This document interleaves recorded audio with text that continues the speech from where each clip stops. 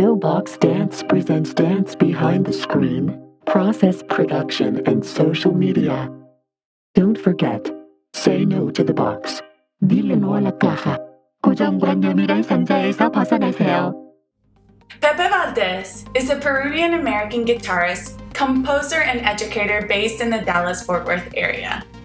A versatile musician, Valdez is at ease playing straight-ahead jazz, rock, pop, as well as playing folk music for Latin America, and also a composer for film. Additionally, he co-leads El Chanclazo, a Bohemian Latin American band. They have played at our networking event of our No Box Film Festival 2021 in Dallas, Texas, and will be playing for our fundraising event, Celestial Night, in May in Dallas, Texas. Today, him and I will be talking about his view on the importance of music for the dance film, the creative process of creating music for film, and, believe it or not, the collaboration process between him and I as we collaborate in many projects to create music for dance film. Also, shameless plug, he is my husband, and we'll talk a little bit about that process in there. So stay tuned. Hello, everybody. Welcome back to Dance Behind the Screen podcast.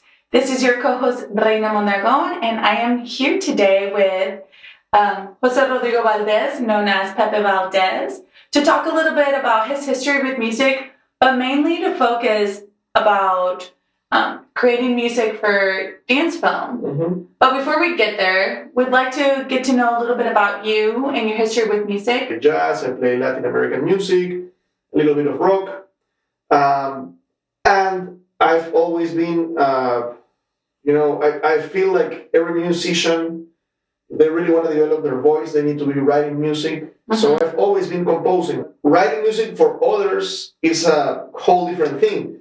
And I have, before I did music for dance, before I met Reyna, who's my wife, and we're happily married. We are happily married. He did definitely put a ring on it.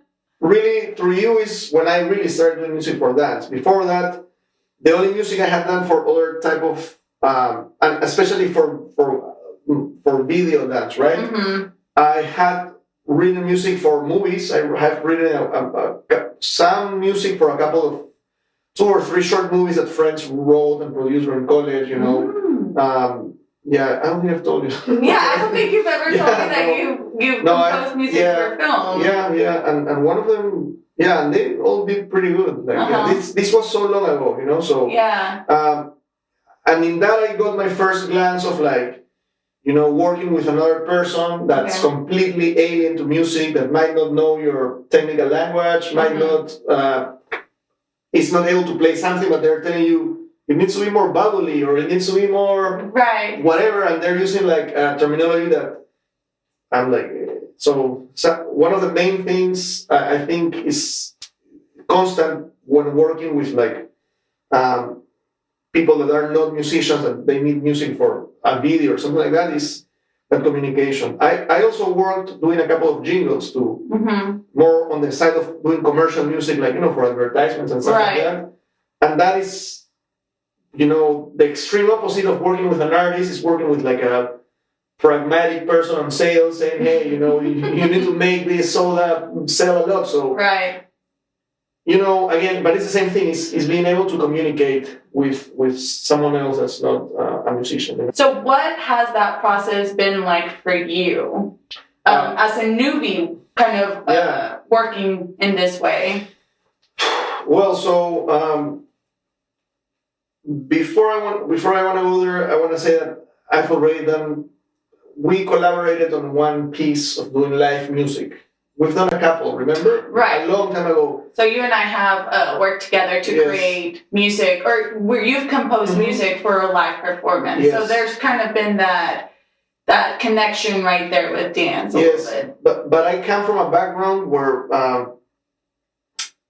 you know, traditional folkloric music from not only from Peru, but from most countries, especially in Latin America, is very rhythmic. Right. You know, so a lot of the rhythms and styles in a specific genre of music are really tied to a dance. A lot of the folk music that I love, that I play and everything, the rhythms, festejo, zapateo, they are paired, marinera, they're paired with a dance, Right. It's you play this style that goes with the dance. And the music is rhythmic and syncopated, and the dancer moves to the music very, it's very precise. Right. When we started working, I remember it was like a shock for me because I was like, hey, I'm playing this rhythm, why don't you move on this? Right. And they're like, no, I'm expressing myself. And modern dance is completely different. It's breaking those boundaries, and it's very different from that. So that was my first interaction, and it was kind of a shock. Not a shock, but but like. Well, I want to add to that a little bit too, from the dancer's perspective of like the way you hear music and how you see it visually through movement. And how I hear music and how I sense that visually through movement, how different those can be. Oh, yeah. And just the idea, because I remember when we were working on that project, it was like me trying to come up with a vocabulary or try to vocalize something that you could understand as to why I was doing what I was doing or how I was sensing what I was sensing. Yeah, at first I was like, damn, she's doing it wrong. She doesn't have a rich sense of rhythm or what's going on. But, yeah. But then it was consistent, and like you have to explain to me, like, hey, no, like. Yeah. And to be honest, like modern dance was very, like I had seen it, but I was not. You weren't completely immersed or knowledgeable of the abstraction that exists. Exactly, and now after watching so many shows, now I understand and I can comment. Whenever I watch a show, I'm like, so. So that was a little bit of your. That was like dipping my toes into the waters. Yeah. And then when I've been working with film, at least one of the things that film has is that it's not live in the sense that we can go back and forth and hey, when I do this movement I need some sort of musical representation, and on some situations you just want some other type of ambience or whatever, so it is a little bit easier whenever you are able to pause, what do you need me to do this, and go back and edit. At least for that type of situation, you have more control. Music for dance film that's already been edited, and it's like, here you go. I think the last thing it needs is the music, which is like almost a cherry on top. What has that been like for you? I feel from some of the documentaries I've watched about film scoring that's kind of the way they do it with major films. I remember I watched one not that long ago, where the composer was saying like, hey, I was seeing the billboards, this movie is coming on August 2nd, and it was June, and he had not finished the music, and they were like, damn. So like, music is literally the last thing people do, like in movies a lot of the time. So it's kind of natural for you to receive the almost polished product and be like, hey, now it's time for you to score it. So it gives you a lot of freedom and advantage to what the last thing is going to be, because I can put horrendous music and make it a scary dance, or I can put beautiful music and make it something different, right? Like I have a lot of that power. What is it like that supports your creative process? Really having a sort of idea of what they envision is very important. And then another thing that's helpful is, which what I did on the last one I did, is send a sample of something. Just like see the thing and just like, do a 2-3 minute sample, just whatever comes out, edit a little bit, and then that one, they really liked it, and that was kind of the main initial idea, but yeah, I mean, it can go so many ways with music. I feel that sometimes it's more like, this looks good, but to me it's like, oh, well, this note could be a little bit earlier, so like, whenever the dancer is reaching up, as they finish reaching, they hear that bell, etc., etc. It's right, because the way I write music, I'm always going to be concerned with the music first, and that's something that I need to learn to to really be able to watch something and play along with the thing, putting the music on the second plane. I have such a strong, because if I would be every day doing music for film, I would be better at it. But most of the time, I'm playing music. Music is played on time, and it's like I tell my students, it's like a train. If you don't jump on that wagon, right, it's by. So like I am very, very used to this sense of playing consistently in time. Sometimes when I've recorded stuff, it's with a metronome and a click. Right. So creating those atmospheric stuff is really challenging because you might need to make a really weird rhythm to match something, But it doesn't mean it cannot be done. It just means that. I want to take it back to before you continue, I'm sorry to cut you off, but I want to take it back to the metronome and I believe you were working on your latest project, Femina, who is a work that Azaria Hogan's Martha and I have been collaborating with. And I remember you and I working together because we've learned that we work really great together. I'm really curious to hear musicians that maybe are not so much in that super collaborative place to hear what they have to say. But in our case, we've been very collaborative in it. And I just want to, I remember the day where we were working on this and you had the metronome going as you were recording, and then you also had the film on top, and then you were like, fuck it, I'm going to turn the metronome off, because I was asking you to match the movement, which the movement wasn't matching the metronome. And it was like, kind of like, do I slow the tempo? Do I keep the tempo in the metronome? And then that was going to shift like the music that you were creating. Yeah, the reason for the metronome, I mean, again, I am, I whenever I play live, I can do both. Play with in-ears and metronome, play without it. I love playing without it, but with people with good time. You know what I'm saying? With people that are like solid time, I think that's very important in music. But really, for something to match, it needs to be rubato. The reason I've been using so much the metronome when recording stuff is mostly for samples. Right. Because I like to always put some sort of drone or electronic thing on the background with some sense of pulse. Like something that drives it. And to keep that thing constant, you need to have the metronome. So, but in that specific part, it really worked out really well, especially because it was one of the short NFTs or one of those, right? I think, it was 3 short films that we created, one each person, and I think you created the demo, and you used the metronome for that because you really didn't have movement to go by. You're just like, based on the mood that I explained to you, that we were trying to convey, and some of the ideas, the storyline behind all films, the importance of it. You created this track that really translated to what we were creating, and you did use a metronome, and that was great. But it was whenever we had the 3 separate films, that's right. Now I remember, and you were just like, no, fuck it, I cannot use a metronome. Yeah.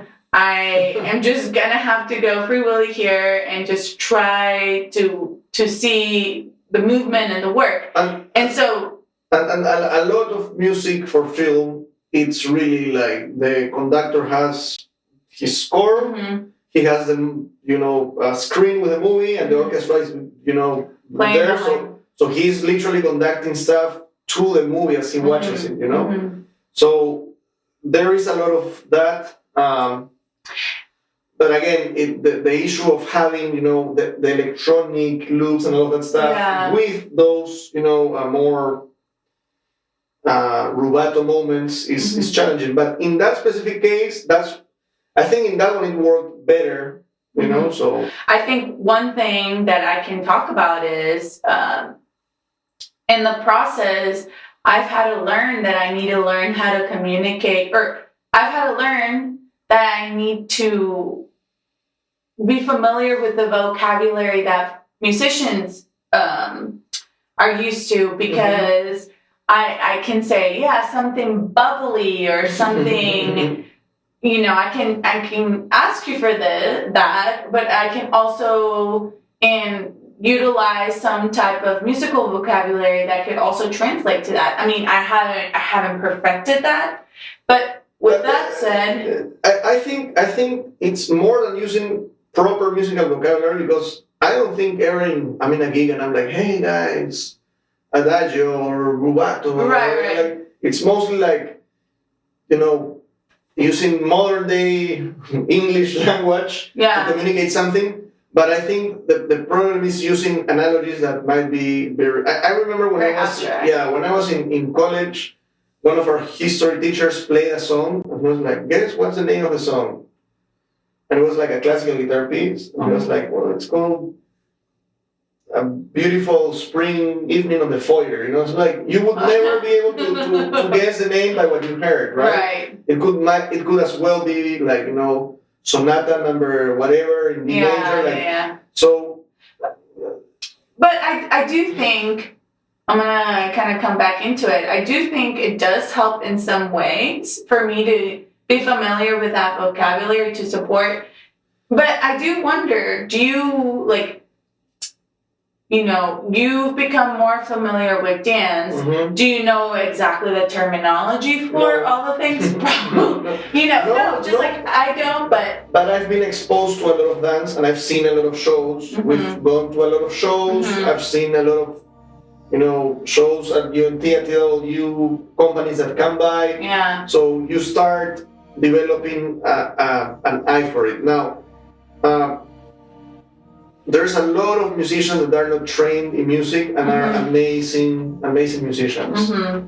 They might not know how to spell the scale that they're playing or whatever, but they can surely play amazingly well, better than many people that go to a conservatory. Mm-hmm. So I don't think that. My point is that you don't need to be like using the specific language. Mm-hmm. It's more not using language that's very abstract. Mm-hmm. And for me, what really works well are references.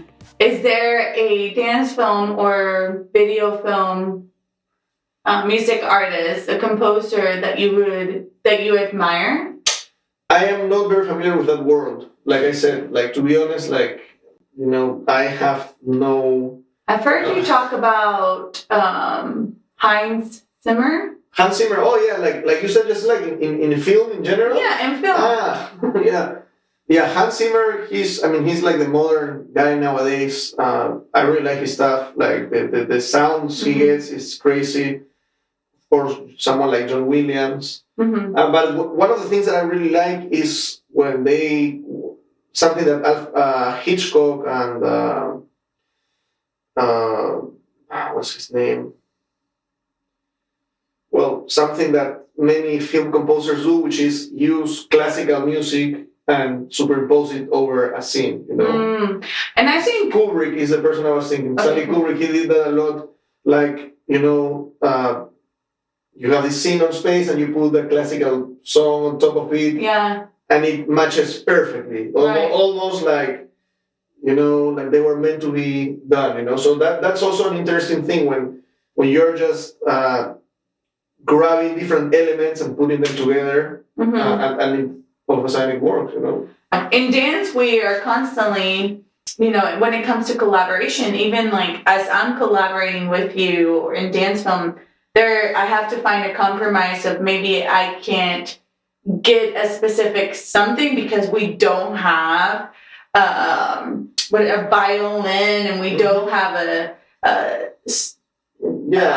don't have an orchestra. We don't have an orchestra, so I'm gonna have to compromise my some of my ideas, but that doesn't mean I have to let go of the things that I want to probably explore. And maybe, I don't know, do you feel the same way of like letting moving forward, saying goodbye to your crushes, composition if it's not working for the film, but that looking forward to what could work?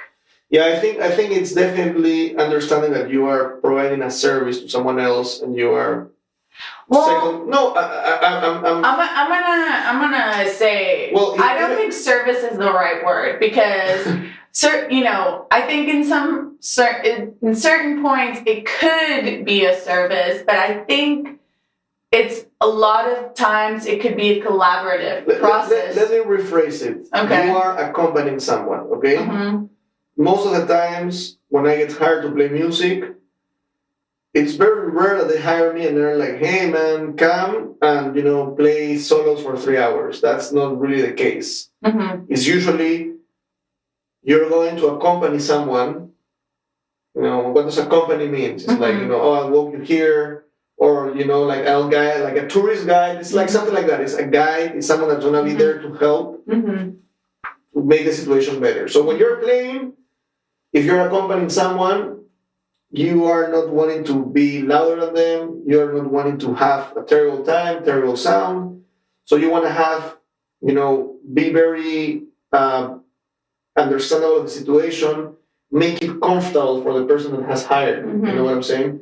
I feel like in dance, even if you're collaborating, you're also, it is a dance film. It is not a music video. It's not a music video, like it would be different if I am a composer, I am a band, and I am putting a video on MTV and I'm asking you. Right. You know what I'm saying? Yeah. Even like that Tom York one that we watched, remember that? Anima? Yeah. So like that's really good because I think it's either anima or anime. Something like that, yeah. Yeah, I can't. I think it's probably remember. I can't, yeah. I think he's done both things, so it's crazy. But something like that, it would be different, if a band is getting like people to dance along to something. You see what I'm saying? Even if you're collaborating, like there's never gonna be like a perfect balance of equal collaborate. Like at the end of the day, because if we were truly collaborating in this, perfect world or whatever, right? I would just do the music and you will have.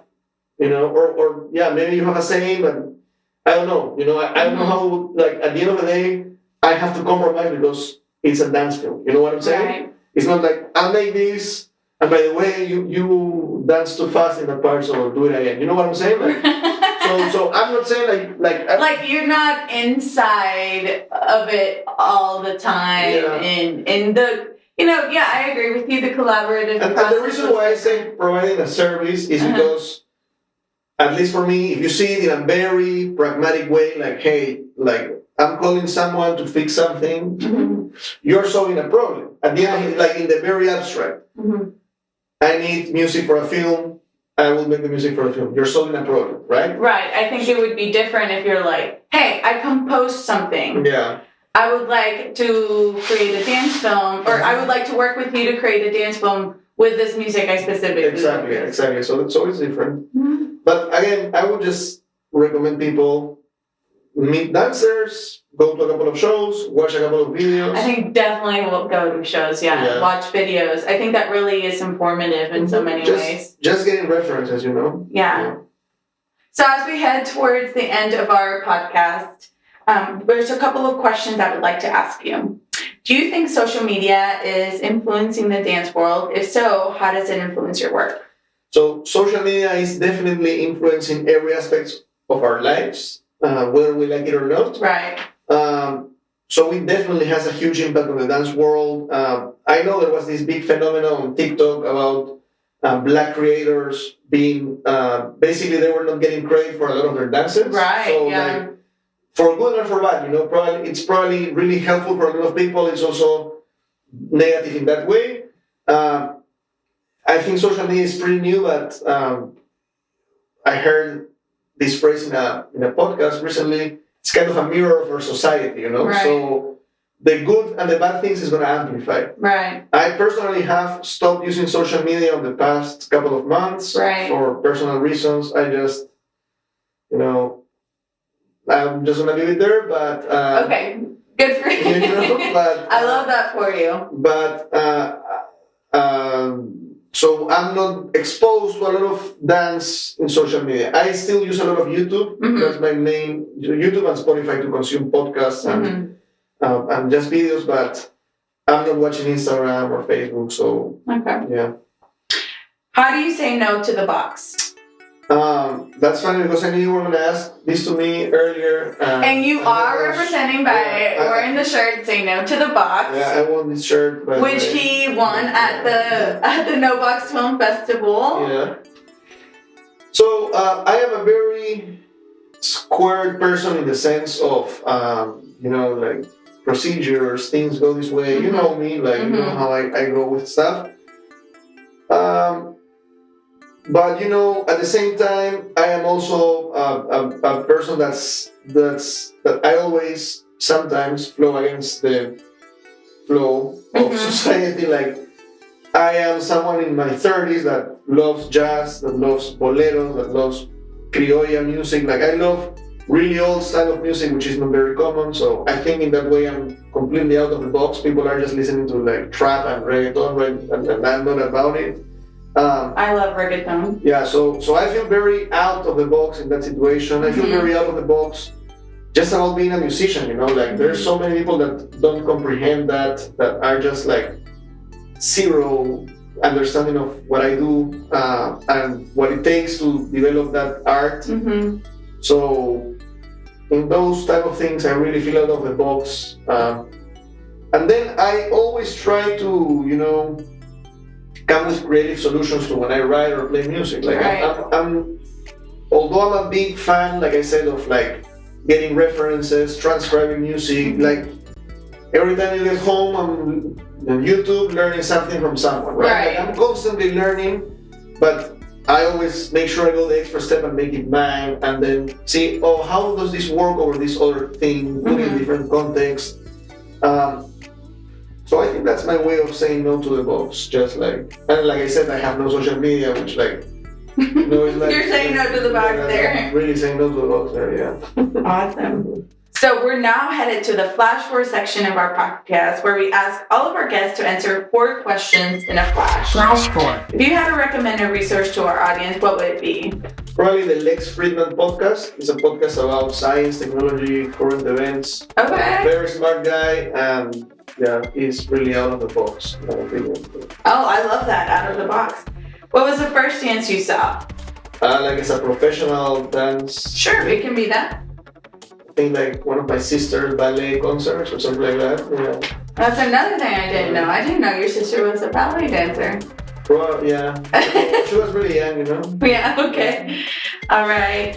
Do you think social media has a positive influence on the dance world, yes or no? No. Okay, awesome. I think the following question, I think all of the listeners are going to know the answer to that, but what is your favorite social media platform? YouTube. Yeah. Okay, well, thank you so much for being here with us today, spending extra time with me today. Thank you for having me. It was really fun. Yeah. Say no to the box, okay? You heard it. Say no to the box. The No Box Dance Film Festival, NBFF, is now accepting submissions for its 4th year as an independent film festival. NBFF seeks dance-related films that challenge the possibilities of what dance can look like in video form. NBFF has 3 categories for submissions. Summer short series, general, and documentaries. For more information and how to apply, visit filmfreeway.com/NoBox Dance Film Festival. KNOWBOX Dance Film Festival. Visit our website, knowboxdance.com, or DM us on social media. Thanks for taking your time to tune into Dance Behind the Screen, a bi-monthly interview series where we go behind the screen to question process, product, and social media. Be sure to follow us on social media at KNOWBoxDance. See you next time, and don't forget to say no to the box.